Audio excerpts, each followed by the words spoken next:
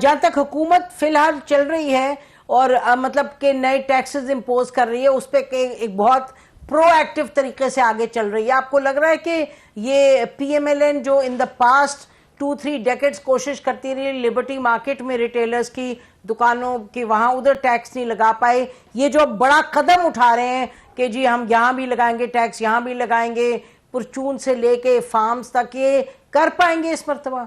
لگتا یہ ہے کہ ابھی بھی حکمران اتحاد اور اسٹیبلشمنٹ کے اندر ایک ایلیمنٹ آف مسٹرسٹ موجود ہے، اور اس مسٹرسٹ کا جو ہے وہ خدشات کی شکل میں بہت ساری باتیں سامنے آتی ہیں. رانا ثناء اللہ اب حکومت کا حصہ نہیں ہیں، پارلیمنٹ کا حصہ نہیں ہیں. ان کی سچویشن ایگزیکٹلی وہ میاں جاوید لطیف ہیں یا جو دوسرے خواجہ سعد رفیق ہیں یا زبیر صاحب ہیں، مطلب کہ جو اب مین اسٹریم پارلیمنٹ کے اندر نہیں ہیں، تو وہ ایک انڈیپینڈنٹ ویو، زیادہ ایگریسو ویو دینے کی پوزیشن میں ہیں. تو ان کو یہ خدشہ ضرور ہے کہ اگلے 6 مہینے یا سال کے اندر جو بات کر رہے ہیں کہ آر ہوگا یا پار ہوگا، وہ بنیادی طور پہ جو مقدمات ہیں عمران خان کے خلاف، ان کے کوئی نہ کوئی فیصلہ جو ہے کسی نہ کسی صورت میں سامنے چیزیں آئیں گی. اور وہ یہ توقع ضرور کر رہے ہوں گے کہ یہ یا تو ان کی نااہلی ہوگی کم از کم 5 سال کے لیے، کیونکہ اب تاحیات تو نااہلی رہی نہیں، یا پھر اگر وہ نااہلی نہیں ہوتی ہے، جس کا انہیں شک موجود ہے کہ یہ بھی ہو سکتا ہے کہ کوئی اور انڈرسٹینڈنگ نہ ڈیولپ ہو جائے، کیونکہ اس وقت عمران خان جیل میں ہوتے ہوئے بھی ان کی بارگیننگ پوزیشن تو کافی اسٹرانگ ہے، اور یہ چیز خارج از امکان نہیں ہے کہ وہ کسی نہ کسی لیول پہ پی ٹی آئی کی اور اسٹیبلشمنٹ کے بیچ میں کوئی انڈرسٹینڈنگ ہو جائے. اور وہ انڈرسٹینڈنگ شاید ایسی ہو سکتی ہے جیسی کہ نون لیگ کی اور اسٹیبلشمنٹ کی ہوئی ہے، جس میں نواز شریف جو ہے وہ سامنے نہیں ہے. تو اسی طرح عمران خان بھی اگر سامنے نہیں ہوں گے تو شاید ان کی بھی اس طرح کی انڈرسٹینڈنگ ہوئی ہے. ان کے لیے تو شوق تھا کہ نواز شریف صاحب نہیں ہے، ان کی پوزیشن بھی خراب کی گئی، لیکن میرے خیال میں جسٹ ٹو میک شیور خراب کی گئی. آپ کا خیال انہیں ہرایا گیا؟ جنوینلی نہیں ہارے تھے؟ نہیں جنرلی تو آبویسلی اس طرح کی سچویشن کریٹ کی گئی کہ جس میں نون لیگ کے لیے بھی شاید بڑا مشکل تھا وہ الیکشن کے اندر اس طرح ون کرنا، کیونکہ وہ ویو نون لیگ کی نہیں تھی نا. تو آبویسلی ان کو اگر جتایا ایک سیٹ پہ، اگر وہ جیتے ہیں تو وہ بھی وکٹری ڈاؤٹ فل ہو گئی ہے. اب آبویسلی ان کے لیے دونوں سیٹوں سے ہارنا تو بڑی ہی امبیرسمنٹ ہوتی. تو کم از کم ان کو ایک موقع دیا گیا ہے میرے خیال میں کہ وہ اگر خود ہی بیک گراؤنڈ میں چلے جائیں تو اچھا ہے، بجائے اس کے کہ اگر وہ پرائم منسٹر بنیں گے تو بعد میں ری کاؤنٹ میں یا بعد میں جو چیلنج ہے ان کی ایک ہی سیٹ کا، تو وہ بھی ان کے خلاف اس کا فیصلہ جا سکتا ہے. تو وہ ان کو بڑی امبیرسنگ سچویشن میں ڈال کے ان کو بیک گراؤنڈ پہ لے جایا گیا ہے. تو اسی طرح اگر پی ٹی آئی کے ساتھ بھی کوئی انڈرسٹینڈنگ ہوگی تو ماضی اس بات کا گواہ ہے کہ انہوں نے ہمیشہ جو ہے جس شخص کو حکومت سے ایک دفعہ گرایا ہے، اس کو دوبارہ آنے دینا جو ہے وہ اس کے لیے ممکن نہیں ہوتا، کیونکہ ان کے نزدیک شاید جو ہے وہ پھر اور جب تک انڈرسٹینڈنگ نہ ہو، وہ چاہیں، کیونکہ جب تک وہ چاہیں نا ایگزیکٹلی. تو مجھے لگتا ہے کہ یہ سب خدشات ہیں، اور یہ جو 6 مہینے اور 7 مہینے کی بات کر رہے ہیں کہ عمران خان کا پتہ چل جائے گا، ہو سکتا ہے کسی اور کا بھی پتہ چل جائے، ضروری نہیں ہے صرف ایک عمران خان، کیونکہ جو فیصلے کرنے والے ہیں وہ بڑے ڈسپیشنیٹلی فیصلے کرتے ہیں. اور میرا خیال ہے کہ جو اکانومی کے معاملات ہیں وہ تو اب میرا خیال ہے کہ بند آنکھ کو بھی نظر آ رہے ہیں کتنے سیریس ہیں. تو وہ بھی ایک پریمس بن جاتا ہے کہ جی آپ اس کو بہتر کرنا ہے، تو اس لیے ہر چیز دیکھیں اکانومی کے معاملات تو اب حالت یہ ہو گیا ہے کہ آج سے 10-11 سال پہلے تو شاید کوئی بھی حکومت چھپاتی تھی اس بات کو کہ وہ آئی ایم ایف کے کہنے پہ ٹیکس لگا رہی ہے یا بجلی کی قیمتیں بڑھا رہی ہے، بلکہ شرم آتی تھی، کہتے تھے نہیں یہ ہمارے حق میں ہے، ہمارے مفاد میں. اب تو آئی ایم ایف کا جو ہے وہ وفد آنے سے پہلے ہی کہہ دیا جاتا ہے کہ یہ چیزیں ہونے والی ہیں، اور خبریں جاری کی جاتی ہیں، سورسز سے بھی دی جاتی ہیں، بلکہ کہا جاتا ہے آئندہ 4 سال کا پروگرام بھی ہم نے لینا ہے، بڑا ٹف ہوگا، مہنگائی ڈبل ہو جائے گی. تو اب ہر چیز آئی ایم ایف پہ ڈال کے تمام مشکل فیصلے کیے جا رہے ہیں.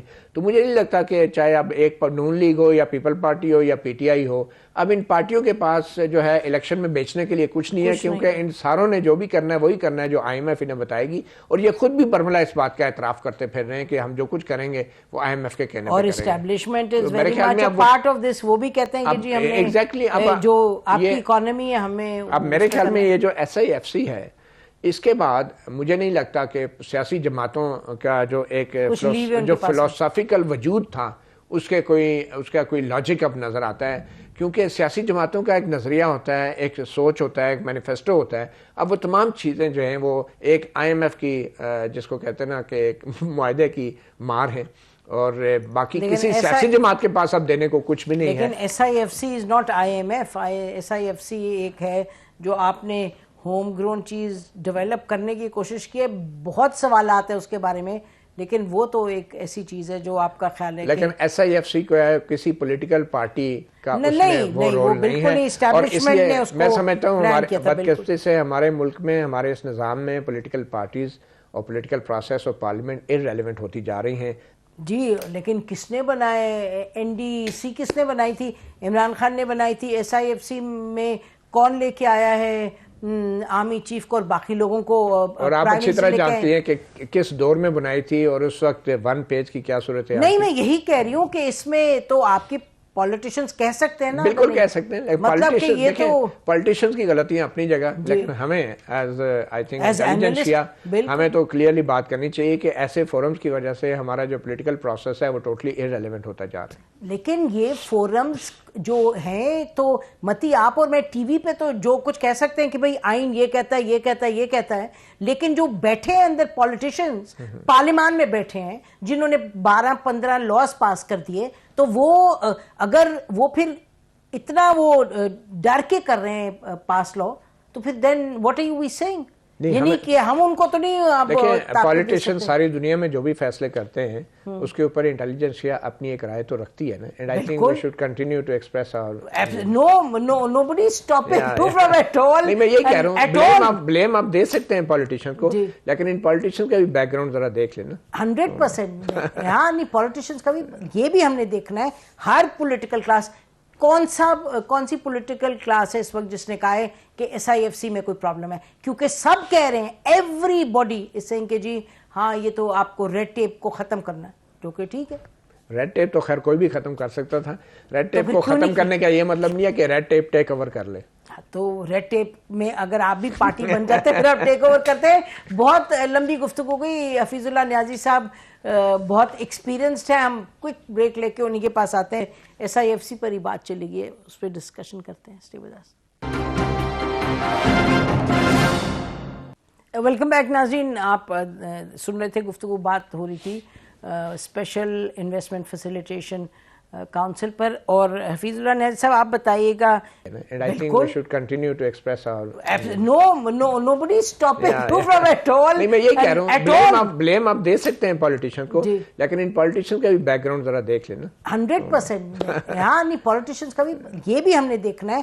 ہر پولیٹیکل کلاس, کون سی پولیٹیکل کلاس ہے اس وقت جس نے کہا ہے کہ SIFC میں کوئی پرابلم ہے؟ کیونکہ سب کہہ رہے ہیں, ایوری باڈی اس سے کہ جی ہاں یہ تو آپ کو ریڈ ٹیپ کو ختم کرنا ہے, جو کہ ٹھیک ہے. ریڈ ٹیپ تو خیر کوئی بھی ختم کر سکتا تھا. ریڈ ٹیپ کو ختم کرنے کا یہ مطلب نہیں ہے کہ ریڈ ٹیپ ٹیک اوور کر لے. تو ریڈ ٹیپ میں اگر آپ بھی پارٹی بن جاتے پھر آپ ٹیک اوور کرتے ہیں. بہت لمبی گفتگو گئی. حفیظ اللہ نیازی صاحب بہت ایکسپیرینسڈ ہیں. ہم کوئک بریک لے کے انہی کے پاس آتے ہیں. SIFC پر ہی بات چلے گی, اس پہ ڈسکشن کرتے ہیں. Stay with us. Welcome back ناظرین. آپ سن رہے تھے, گفتگو بات ہو رہی تھی اسپیشل انویسٹمنٹ فیسیلیٹیشن کاؤنسل پر, اور حفیظ اللہ نیازی صاحب آپ بتائیے گا